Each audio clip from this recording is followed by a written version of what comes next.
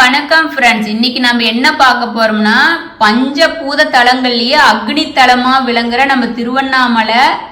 அந்த திருவண்ணாமலை மீது ஏத்துற திருக்கார்த்திகை தீபத்தோட தொன்மையான வரலாறு பார்க்க போறோம். மலையே சிவனா இருக்கிறது நம்ம திருவண்ணாமலையில தான். அதனாலதான் நம்ம ஒரு வீடியோவே போட்டிருக்கிறோம். மற்ற கோயில்லாம் கருவறையில நம்ம அப்பாவை சிவனை கும்பிடுவோம். ஆனா திருவண்ணாமலையில தான் மலையே சிவனா இருக்கிறதுனால நம்ம மலை மேல யாரும் காலை வைக்க கூடாது, ஏறக்கூடாது. அந்த தீபம் வைக்கிறதுக்குன்னு ஒரு பரம்பரை இருக்கு, அவங்க மட்டும்தான் ஏறணும்னு சொல்லிட்டு அது ஐதீகமா இருக்குன்னு நம்ம ஒரு வீடியோவை போட்டிருக்கோம். ஆனா இப்ப காலங்கள் மாற மாற இதுக்கு பேரு தான் கலிகாலம். இப்ப நடைமுறையில என்ன இருக்கு, புராணங்கள் பிரகாரமும் ஒரு மலை மேல காலை வைக்க கூடாது, ஏறுறதுக்குன்னு 1000 மலை இருக்குது, அந்த மலை மேல ஏறதில்ல. திருவண்ணாமலை எப்படி இருந்தது, இப்ப எப்படி இருக்கு? மலையை கிரிவலம் சுத்தி வரும்போது மலையை தான் நமக்கு தெரியும், இப்ப பில்டிங் தெரியற மாதிரி ஆயிப்போச்சு. அதனாலதான் சாமியே பொறுக்காத திருவண்ணாமலையே சாமியோட கோவம்தான் திருவண்ணாமலை இப்ப மண்ணு சரியிறது. பஞ்சபூத தலங்களையே அக்னி தலமா விளங்குறது நம்ம திருவண்ணாமலை. திருவாரூர்ல பிறந்தவனால முக்தி கிடைக்கும். சிதம்பர நடராஜ பெருமான நம்ம தரிசனம் பண்ணுனா நமக்கு முக்தி கிடைக்கும். புண்ணிய பூமியா இருக்கிற காசியில நம்ம இறந்தோம்னா நமக்கு முக்தி கிடைக்கும். ஆனா நீங்க இருந்த இடத்துல இருந்தே திருவண்ணாமலைய நினைச்சீங்கன்னாவே உங்களுக்கு முக்தி கிடைக்கும். அப்படிப்பட்ட ஒரு புண்ணிய ஸ்தலம் தான் திருவண்ணாமலை. திருவண்ணாமலை எப்படி அக்னி பிளம்பா தோன்றுச்சுன்னு சொல்லிட்டு அந்த வரலாறு சுருக்கமா பார்க்கலாங்க ஃப்ரெண்ட்ஸ். ஒரு முறை மகாவிஷ்ணுவுக்கும் பிரம்மதேவருக்கும் பெரிய வாக்குவாதம் வருது. என்னன்னா அவங்க 2 பேத்துல யாரு பெரியவீங்க அப்படிங்கறதுனால 2 பேரும் அவங்கவுங்க கடமைய மறந்துட்டு, மகாவிஷ்ணு காக்குறது, பிரம்மதேவன் படைக்கிறது, அவங்க கடமைய மறந்துட்டு அவங்க 2 பேருமே ஃபைட்டிங் பண்ணிக்கிறாங்க. வாய் வார்த்தையால நடந்துட்டு இருக்கு. அதனால அவங்க கோபத்தை அடக்கணும்னு சிவபெருமான் நினைக்கிறாரு.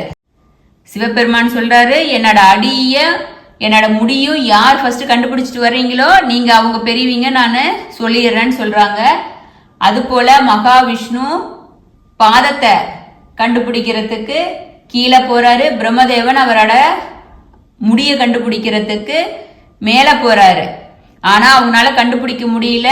மகாவிஷ்ணு கண்டுபிடிக்க முடியலன்னு சொல்லிட்டு மேல வந்துடுறாரு. ஆனா பிரம்மதேவன் பல ஆண்டுகளா போயிட்டு இருக்கிறாரு, அவரால் கண்டுபிடிக்க முடியல. அங்கிருந்து ஒரு தாளம்பூ வருது. தாளம்பூ கிட்ட கேக்குறாரு, சிவபெருமானோட முடிய அடையதுக்கு இன்னும் எவ்வளவு நாள் ஆகும் நான் பார்க்க முடியுங்குது.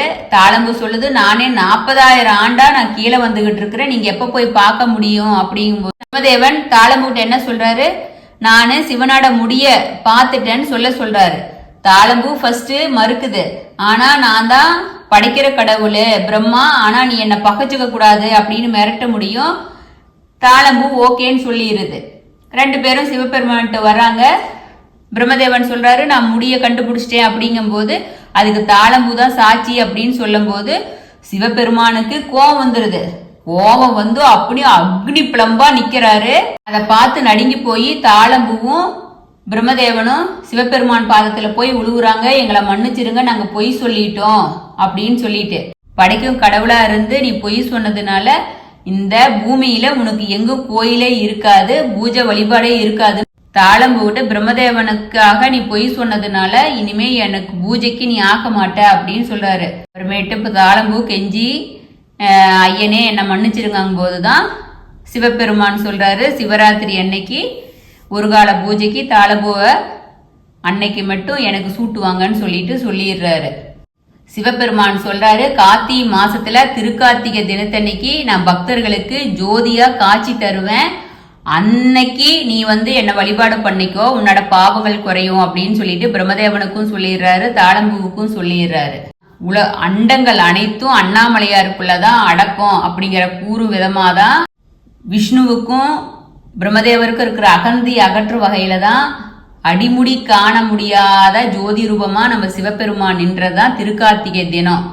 அந்த திருக்கார்த்திகை தினத்துல திருவண்ணாமலையில தீபம் ஏத்தின பிறகு நம்ம வீட்டுல நம்ம தீபம் ஏத்தி வழிபாடு பண்றது அவ்வளோ சிறப்பானது. எல்லா நலன்களும் நமக்கு கிடைக்குங்கிறது ஐதீகமா இருக்குது. திருவண்ணாமலையில தீபம் ஏத்துனதையும் அண்ணாமலையானுக்கு அரோகரா அப்படிங்கிற இந்த விண்ண முற்ற அளவுக்கு அரோகரா சவுண்டு அப்படி கேட்கும். இதோட ஐதீகம் என்ன அப்படின்னா, இந்த உடம்பு நானு அப்படிங்கிற நம்மளோட அகந்தைய அழிச்சு நம்ம மனச ஆன்மாவை ஒருமுகப்படுத்தி அந்த ஜோதிய நம்ம பாக்குறது தான் தீப தரிசனம், சிவனாட தரிசனம் அப்படின்னு ரமண மகர்ஷி குறிப்பிட்டிருக்கிறாரு. நம்ம தீப தரிசனத்தை பார்த்தோம்னா நம்மளோட பிறவி பிணிய அறுக்கும் அப்படிங்கிறது ஐதீகமா இருக்கு. கார்த்திகை தீப திருவிழா ரொம்ப பழமையானது. நம்ம தமிழர்களால பல்லாயிரம் ஆண்டுகளுக்கு முன்னாடியே கொண்டாடி இருக்காங்க. கிமு 2500 ஆண்டுகளுக்கு முன்னரே தமிழ் இலக்கியங்கள்ல, அது இல்லாத சங்ககால இலக்கியங்கள்லயும் கார்த்திகை தீபத்தை பத்தி குறிப்புகள் இருக்குது. நம்ம திருவண்ணாமலையில தீப திருவிழா நடக்கிறதுனாலதான் இதுக்கு திருவண்ணாமலை தீபம் அப்படிங்கறது பேரும் வந்துச்சு. இந்த திருநாள்ல முருக கடவுளும் அவதரிச்சதா சொல்லி கொண்டாடுறாங்க. திருவண்ணாமலை கோயில கிடைச்ச முதலாம் ராஜேந்திர சோழன் 19ஆம் ஆண்டு கல்வெட்டுல கிபி 1031 கார்த்திகை திருநாள் விழாவை பத்தி எழுதியிருக்காங்க. நம்ம திருவண்ணாமலை கோவில்ல கிடைச்ச முதலாம் ராஜேந்திர சோழனோட 19ஆம் நூற்றாண்டு கல்வெட்டுல கிபி 1031ஆம் ஆண்டு கல்வெட்டுல கார்த்திகை தீப திருநாளை பத்தி இறைவன் திருவேட்டைக்கு எழுந்துறது அப்படின்னு சொல்லிட்டு குறிச்சு வச்சிருக்காங்க. அதே மன்னனோட 27ஆம் ஆண்டு கல்வெட்டுலயும் முதலாம் ராஜாதிராஜன் 32ஆம் ஆண்டு கல்வெட்டுலயும் இது போல கார்த்திகை திருநாள் தொடர்பான அதுல என்ன செலவு பண்ணியிருக்கோம் அப்படிங்கறதும் என்ன தானம் பண்ணி இருக்கிறதையும் கல்லுல குறிச்சு வச்சிருந்திருக்கிறாங்க. இந்த ஊர்ல மலை மீது தீபம் ஏத்துறோம் இல்லையா, அது சோழர் கால கல்வெட்டுலயும் 1311ஆம் ஆண்டுல கொய்சால மன்னரான வீர வல்லாளனின் கல்வெட்டு பஞ்சபர்வ தீப உற்சவம் அத பத்தி குறிப்பு இருக்குது. இந்த விழாவுக்கு அந்த மன்னரு 10,000 பொண்ணு நன்கொடையா வழங்கியுள்ளதா அந்த கல்வெட்டு சொல்லுது. நம்ம திருவண்ணாமலையில ஏத்துற அந்த கொப்பரைக்கு மைசூர் கொப்பரை அப்படின்னு ஃபர்ஸ்ட் பேர் இருக்குது. அந்த கொப்பரையில கிபி 1046ஆம் ஆண்டு 20ஆம் தேதி எழுதப்பட்டதுக்கான குறிப்பு இருக்குது. அந்த கொப்பரையில என்னன்னு எழுதியிருக்காங்கன்னா, நம்ம அருணாச்சலேஸ்வர சுவாமிக்கு கார்த்திகை தீபாரதனைக்கு நடத்துவதற்கு சமஸ்தானத்துல பிரதானி வெங்கடபதி ஐயா கொப்பரைய வழங்கினாரு அப்படின்னு சொல்லிட்டு அதனோட எடை 41.2 பாரம் அப்படின்னு குறிச்சு வச்சிருந்திருக்காங்க. அந்த வெங்கடபதி ஐயா யாருன்னா மைசூர் சமஸ்தானத்துல உயர் அமைச்சரா பணியாற்றுவர் தான் அவரு. அந்த எண்ணெய் கொப்பரை தீப திருவிழாவுக்கு பயன்படுத்தி இருக்காங்கன்னு எழுதி வச்சிருக்காங்க. அந்த கல்வெட்டெல்லாம் இல்லாத திருவண்ணாமலையில் உள்ள நிறைய மடங்கள் இருக்குது இல்லையா, அந்த மடத்துல இருக்கிற செப்பேடுலயும் கார்த்திகை தீப திருவிழாவை பற்றி மலை மேல ஏத்துற தீபத்தை பற்றியும் குறிப்புகள் இருக்குது. நம்ம திருவண்ணாமலை தீபத்தை என்னன்னு சொல்லுவோம். திருவண்ணாமலை தீபத்தை ஆதி காலத்துல நம்ம திருவண்ணாமலை தீபம் 10 நாள் திருவிழாவா நடந்துகிட்டு இருக்குது. இந்த தீபம் இலக்கியத்துல என்னன்னு சொல்லியிருக்காங்கன்னா, சர்வலாய தீபம், கார்த்திகை தீபம் அப்படின்னு அதுல குறிப்பு இருக்கு. பரணி தீபம் காலையில 5 மணிக்கு அகல் விளக்குல ஏத்துவாங்க. அந்த 5ங்கிறது 5 விளக்குல ஏத்துறது படைத்தல், காத்தல், அழித்தல், மறைத்தல், அருளல். அந்த 5 வழியில புரிகிற இறைவனுக்கு 5 முகங்களை குறிக்கிறதா பரணி தீபம் நம்ம ஏத்துறோம். மகா தீபம் சொல்ற அன்னைக்கு ஈவினிங் ஏத்துற தீபம் பரணி தீபம் கோயில்ல ஏத்துவாங்க. மகா தீபம் சிவபெருமான அக்னி பிளம்பா நெருப்பு மலையா நிக்கிறது ஐதீகப்படி. இந்த தீபத்தை மலை மேல 2668 அடி உயரத்துல இருக்கிற மலை மேல செம்பு, இரும்பு, கொப்பரை 3யும் சேர்த்து தயாரிக்கப்பட்ட கொப்பரையில இப்ப தீபம் ஏத்துறோம். 1991ல இரும்புனால செய்யப்பட்ட கொப்பரைய அதுதான் இப்ப வரைக்கும் இருக்குது. இது பக்தர்களோட உபயத்தினால இந்த கொப்பரைய செஞ்சிருக்காங்க. இந்த கொப்பரைய மலை மேல தூக்கிட்டு போய் அதுக்கு தீபம் ஏத்துற உரிமை பர்வத ராஜகுலத்திற்கு தான் உண்டு. இந்த தீபம் ஏத்துறதுக்கு 3000 கிலோவுக்கு மேலான நெய்யும் 1000 மீட்டர் காடா துணியும் இந்த தீபத்துக்கு பயன்படுத்துறாங்க. இந்த பர்வத ராஜகுலத்தர் யாரு அப்படின்னா இவங்கள செம்படவர்கள் அப்படின்னு சொல்லுவாங்க. சிவபெருமானோட படையினர் தான் செம்படனவர். அதன் நினைவாதான் இவர்களுக்கு இந்த உரிமைய கொடுத்திருக்காங்க. இவங்க தங்களுக்கான முறைய உருவாக்கிட்டு ஆண்டுதோறும் அவங்க மலை மேல தீபம் ஏத்துறாங்க. மலை மேல தீபம் ஏத்துறதுக்கு முன்னாடி கோயில்ல பஞ்சமூர்த்திகளுக்கு தீப தரிசனம் காமிப்பாங்க. அந்த நேரத்துல நாம பக்தர்கள் எல்லாம் கோவில்ல தீபத்தை காண நம்மளாம் அலமோதிக்கிட்டு இருப்போம். கோயில்ல இருக்கிறீங்க, வீட்டுல இருக்கிறீங்க, டிவி ஆன், இந்த காலத்துல டிவி ஆன் பண்ணி வச்சுக்கிட்டு டிவியில நம்ம அர்த்தநாரீஸ்வரர் எப்ப வருவாருன்னு சொல்லிட்டு நம்ம பார்த்துட்டு இருப்போம். நம்ம அர்த்தநாரீஸ்வரர் பார்வதி சாமிக்கு இடபாகத்தை அழிச்சு இன்னைக்கு காட்சி அளிச்சாரு. அதன் நினைவாதான் அர்த்தநாரீஸ்வரர் ஒரு 3 நிமிடம் தான் வெளியில வருவாரு. அந்த 3 நிமிடத்துல நம்ம அர்த்தநாரீஸ்வரரை பார்த்தோம்னா நம்ம புண்ணியம் பண்ணுவீங்க. அர்த்தநாரீஸ்வரர் வந்து நடனம் ஆடிக்கிட்டே வருவாரு.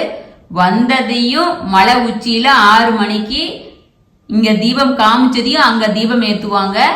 அப்ப நம்ம எல்லாரும் அண்ணாமலையாருக்கு அரோகரா, அண்ணாமலையாருக்கு அரோகரா, அண்ணாமலையாருக்கு அரோகரா அப்படின்னு நம்ம விண்ண அதிர சிவபெருமான் பாதத்தை பணிஞ்சு வணங்குறோம். தீபம் வச்சதையும் நம்ம திருவண்ணாமலைய கிரிவலமா வர்றது ரொம்ப சிறப்பானது. அப்படி அன்னைக்கு கிரிவலம் வர்றவங்களுக்கு பாப விமோசனம் நிச்சயம் கிடைக்கும் அப்படிங்கிறது ஐதீகமா இருக்கு. நம்மளோட கர்வா வினையும் போக்கும் அப்படிங்கிறதும் ஐதீகமா இருக்கு. அந்த பர்வத ராஜகுலத்தினர் தான் மேல ஏறி போய் தீபம் ஏத்துறதுக்கு உரிமையானவங்க. அதனால ஃப்ரெண்ட்ஸ், தயவு செஞ்சு திருவண்ணாமலையில யாரும் மேல ஏற வேண்டாம். அதுக்கு யார் உரிமையானவங்களோ ஏறட்டும். சிவபெருமானோட கோபத்திலிருந்து நீங்க தப்பிக்கணும்னா இதுவரைக்கும் நம்ம திருவண்ணாமலையோட தீபத்தின் மகிமையை பத்தி ஒரு சிறு குறிப்பு தான் நம்ம பார்த்திருக்கோம். இது நம்ம சொல்றதுன்னா இது கடல் போல பெருசா இருக்கு. அந்த அளவுக்கு நம்ம சொன்னாலும் நீங்க கேப்பீங்களான்னு தெரியாது. குறிப்பு, முக்கியமான குறிப்புகளை மட்டும் இதுல நம்ம சொல்லி இருக்கோம். திருவண்ணாமலையோட கார்த்திகை தீபம் உருவான வரலாறு, அது ஏத்துறதுக்கு உரிமையானவங்க யாரு, அத கொப்பரைய யாரு ஃபர்ஸ்ட் கொடுத்தாங்க, கல்வெட்டுல என்ன இருக்கு அப்படிங்கறத பார்த்தோம். திருக்கார்த்திகை அன்னைக்கு தீபம் ஏத்தி வழிபாடு பண்ணி சிவபெருமானோட பேரருளை பெறணும் அப்படின்னு சிவார்ப்பணம் 61 சேனல் கேட்டுக்கிறோம். இந்த திருவண்ணாமலையோட தீப பதிவையும் சிவபெருமான் பாதத்திலேயே ஒப்படைக்கிறோம். சிவார்ப்பணம். வணக்கம் ஃப்ரெண்ட்ஸ். அண்ணாமலையாருக்கு அரோகரா.